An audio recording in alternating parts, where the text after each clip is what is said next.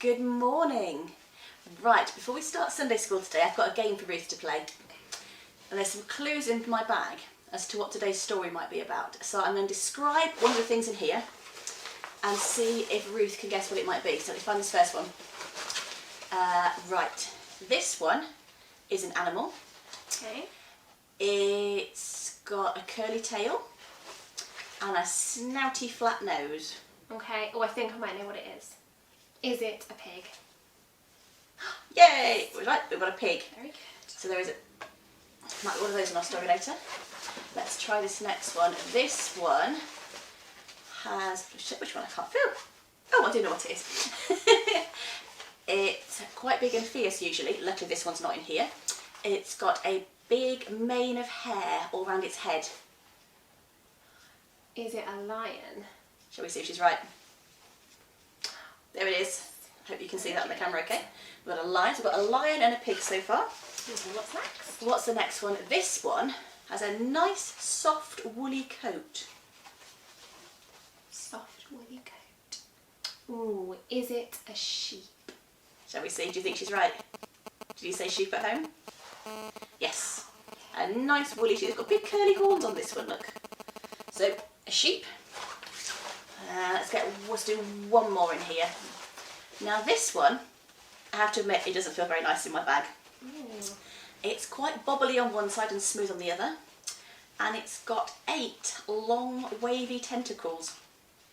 8 long wavy tentacles. Is it an octopus? I think she's right. Shall we see? There.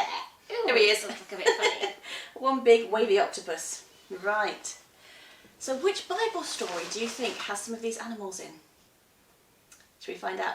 Today we're going to find out that God keeps his promises, and it's the story of Noah's Ark.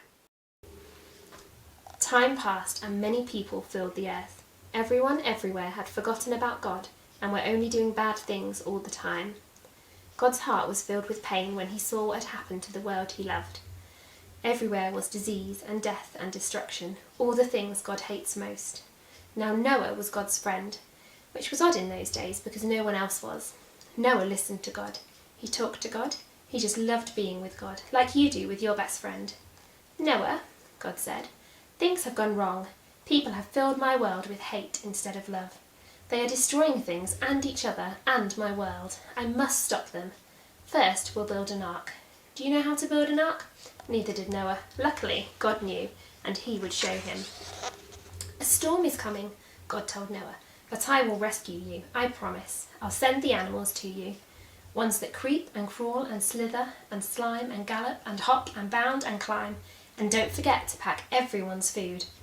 The storm was going to wash away all the hate and sadness and everything that had gone wrong and make the world clean again. God had thought up a way to keep Noah safe. But Noah would have to trust God and do exactly what God told him. So Noah built an ark, short for a very large boat. Noah's neighbours came out to watch and point and laugh because they didn't believe Noah about the boat or the storm or needing to be rescued. And Noah must have looked rather silly. His boat was in the desert. The desert was nowhere near the sea, and there wasn't even a cloud in the sky. Why would anyone need an umbrella, let alone a boat? But Noah didn't mind so much what other people thought. He minded what God thought, so he just did what God told him to do. When the ark was ready, God said, "All aboard," and Noah's family and all the animals climbed inside. Then God shut the door. And it started raining. For minutes that joined up into hours, that joined up into days, that joined up into weeks and weeks. And the rain joined into puddles, that joined up into rivers, that joined up into lakes, that joined up into a flood that covered the whole world. Their boat that had once seemed so big suddenly seemed very small. But in the middle of the huge storm, in the crashing waves, in all the thunder and lightning, through it all God was with them. And God kept them safe for 40 long days and 40 long nights. Finally the rain stopped. The sun came out and Noah threw open all the windows.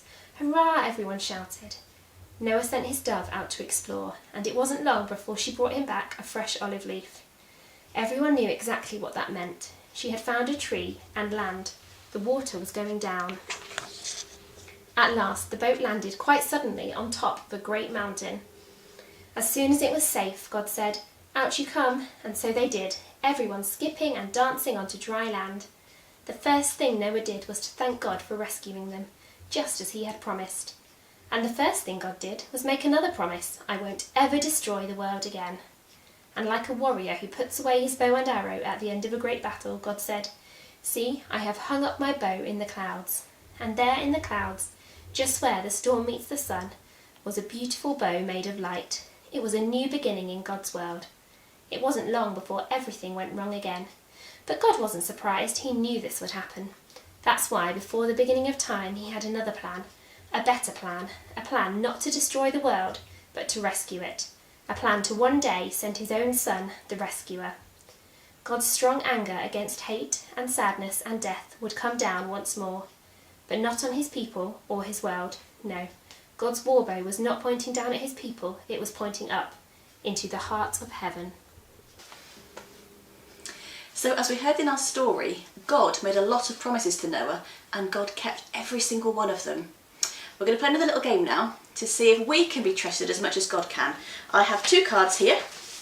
One which says lie, one which says truth.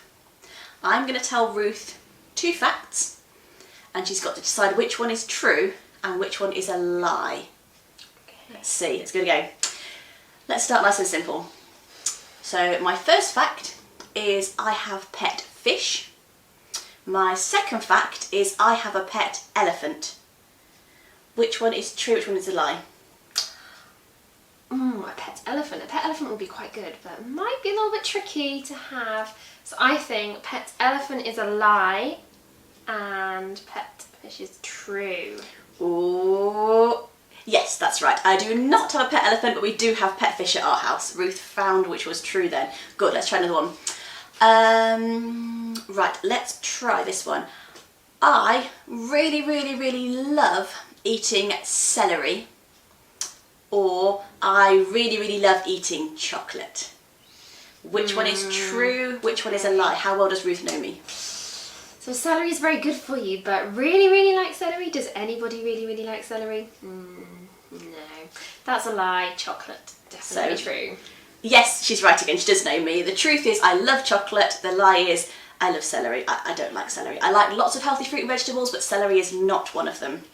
Let's try a last one. Let's really test Ruth on here and test you at home. I drive a blue car, or I drive a red car, no peeking outside. Which is the truth and which is a lie? Do I have a blue car or a red car? That's harder. If you don't know my car, you'd find that really tricky to guess. I think you have a blue car, so I'm going to go with blue car for true, red car for lie. Is she right? Is my car blue or is it red? Well, my car is blue. Ruth got that one right because she knows. I don't think she can see it from where she's sitting. I can't see it, no. I was trying. I couldn't quite see far enough. So, it's tricky. Unless you know somebody really well, it's hard to know whether they're telling the truth or not, whether they can be trusted. But as we've seen in the story, God could be trusted every single time. He kept every single one of his promises. So in the Bible is full of lots of God's different promises. We know that in 1 Peter 5 verse 7 it tells us that God cares about us. In Isaiah 41 verse 10 we find out that God is always with us. In 1 John 5 verse 14 we know that God hears our prayers. In Philippians 4 verse 19 we find out that God gives us what we need. In John 3:16 it tells us that God saves us. And in 1 John 4 verse 9 we know that God loves us. So we're going to think about some different situations now and think about how those promises could be useful and how they could be useful to you to remember if you're going through difficult situations like this. So if you're feeling sad and lonely, I wonder which of those promises of God would be good to remember. Maybe you'd remember that God cares about you. Maybe that would help you to feel better in that situation. You could also remember that God is always with us. He's always there to look after us, and if we're feeling sad and lonely, we can always turn to him for help. What about if your best friend is very poorly? Which promises of God might you remember then to help you? Maybe this one will be useful. God hears our prayers. We can pray for that friend. We can pray that they'll start feeling better, and we know that God will always hear our prayers. Maybe your mum or dad has just lost their job. What promises of God would be good to remember then? I think this one will be good. God gives us what we need. You know that even if times are difficult at home, God will always give us what we need. So this week your challenge is to think of someone who might need a reminder of one of those promises of God. Perhaps you could write or call them or share it with them. Think about those different promises and think about how you could help somebody this week by sharing those promises with them. So as you've seen, God always keeps his promises. An activity we thought of this week is a rainbow to write God's promises on. I searched on Google for God's promises rainbow and found this, but you could just as easily draw one yourself. My drawing is not very good, so I've printed one out for me. So what I'm going to do is use those promises of God that we had and write them on my rainbow. Our first promise was God loves us. So I'm just going to write on my top one in my nice red pen, God loves us. The second promise we found from Philippians 4:19, God gives us what we need.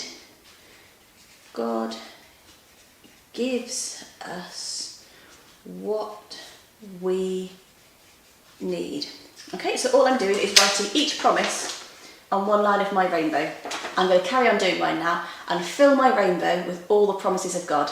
So we hope you can remember these promises too, because we know that God is faithful and he keeps his promises. And we'll see you next week. Goodbye.